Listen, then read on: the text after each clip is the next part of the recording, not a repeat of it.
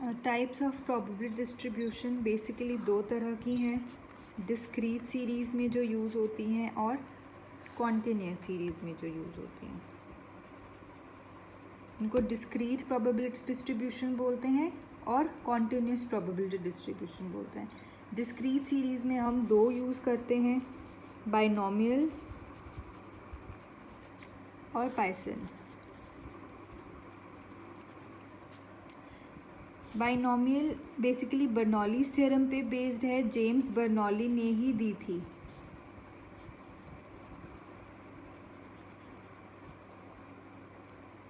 ये उन केसेस में यूज़ होती है जहाँ पे जो एक्सपेरिमेंट का जो चांस है आउटकम का वो दो ही है, या तो सक्सेस होगा या तो फेल होगा। जैसे हम कॉइन टॉस में करते हैं, कॉइन आएगा या कॉइन हेड आएगा या हेड नहीं आएगा। अगर हेड आया तो वो सक्सेस है, हेड नहीं आया तो वो फेलियर है। तो जो सक्सेस आने की प्रोबेबिलिटी है उसको हम P मानते हैं, जो सक्सेसफुल ना होने की यानी कि फेलियर की प्रोबेबिलिटी है उसको हम Q बोलते हैं। Q is 1 - P।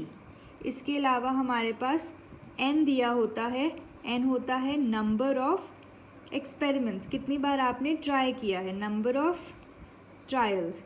तो जब आप बाइनोमियल थ्योरम करते हैं, फॉर एग्ज़ाम्पल आपने एक कॉइन को 4 टाइम्स टॉस किया है, तो फिर आपकी जो बाइनोमियल डिस्ट्रीब्यूशन बनेगी वो बनेगी number of successes, number of success. अब 4 कॉइन, आप सक्सेस मानते हो हेड्स आना, हेड्स आना आपके लिए सक्सेसफुल है, तो हेड्स कितनी बार आ सकता है, चारों में से एक बार भी नहीं, 0, एक बार, 2 बार, 3 बार, 4 बार। तो जो ये नंबर ऑफ सक्सेसेस हैं ये 0 से शुरू हो जाते हैं और कब तक चलते हैं, n तक। अगर आपका n 4 है तो यहाँ पे लास्ट नंबर 4 आएगा, तो जो n है वो आपका लास्ट नंबर होगा नंबर ऑफ सक्सेसेस में। उसके बाद यहाँ पे आप अपना प्रोबेबिलिटी डिस्ट्रीब्यूशन निकालोगे। प्रोबेबिलिटी डिस्ट्रीब्यूशन में आप बाइनोमियल थ्योरम की मदद से निकालोगे, NCR P⁻R Q⁻R n-r। आपके पास n दिया हुआ है, आपको P की वैल्यू दी होगी, P से आप Q की वैल्यू निकाल लोगे 1 में से माइनस करके। आपके पास R ये दिए हुए हैं, ये आपके R हैं, 0 आपका R, तो आपको 4C 0 निकालना है, 1 आपका R है तो 4C 1 निकालना है। P अगर 1/2 है, R आपका फिर 1 है, Q भी 1/2 है, N आपके लिए 4 है, 4 - 1। तो इस तरह से आप हर एक R के लिए अपनी प्रोबेबिलिटी निकाल लोगे। ये आपका बाइनोमियल डिस्ट्रीब्यूशन है। अब बाइनोमियल डिस्ट्रीब्यूशन की नेक्स्ट एक्सरसाइज है। बाइनोमियल डिस्ट्रीब्यूशन में मेन पैरामीटर्स जो होते हैं वो दो हैं, N और P।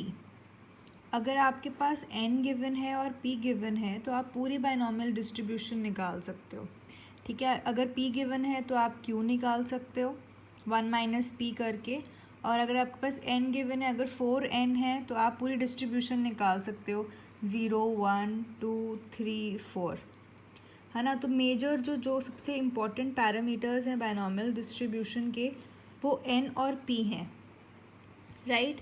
इन मेन पैरामीटर्स की मदद से हम कुछ कांस्टेंट्स निकालते हैं। बाइनोमियल डिस्ट्रीब्यूशन का अगर हमें मीन निकालना है या वेरिएंस निकालना है या स्टैंडर्ड डेविएशन निकालना है, मोमेंट कोफिशिएंट ऑफ स्क्यूनेस निकालना है, कुर्टोसिस निकालना है, तो जो हमारे पास प्रोबेबिलिटी डिस्ट्रीब्यूशन है उससे हम एक्सपेक्टेड फ्रीक्वेंसी निकालते हैं।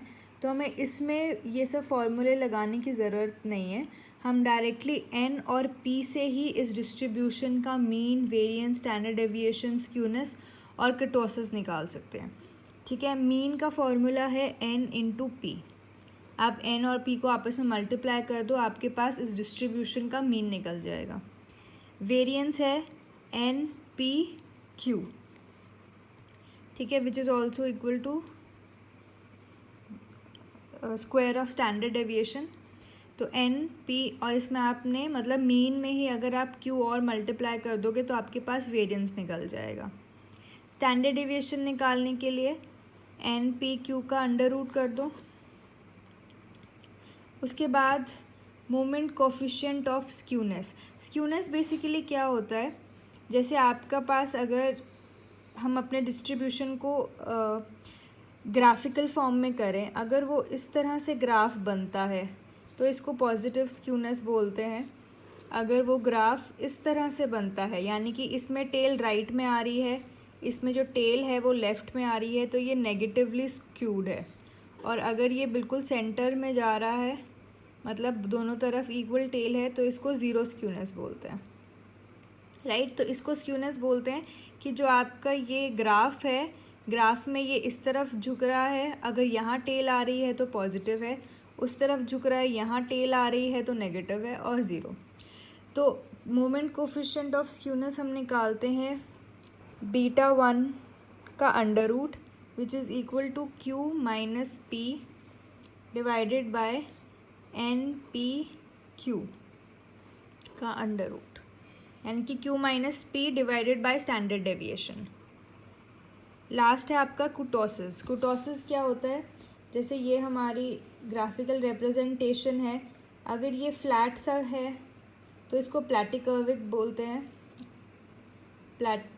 प्लैटोकर्टिक, ठीक है। अगर ये बहुत ऊंचा जा रहा है, ये बहुत फ्लैट है तो प्लैटिकर्टिक है, ये बहुत ऊंचा जा रहा है तो लेप्टोकर्टिक, और अगर ये मिडिल में जा रहा है कहीं पे, ना तो बहुत स्टीप है ना तो बहुत फ्लैट है, तो इसको बोलते हैं mesokurtic. Mesokurtic is equal to β2, जो आपने मोमेंट्स किए होंगे, β2 is equal to 3 + 1 - 6 pq divided by N P Q.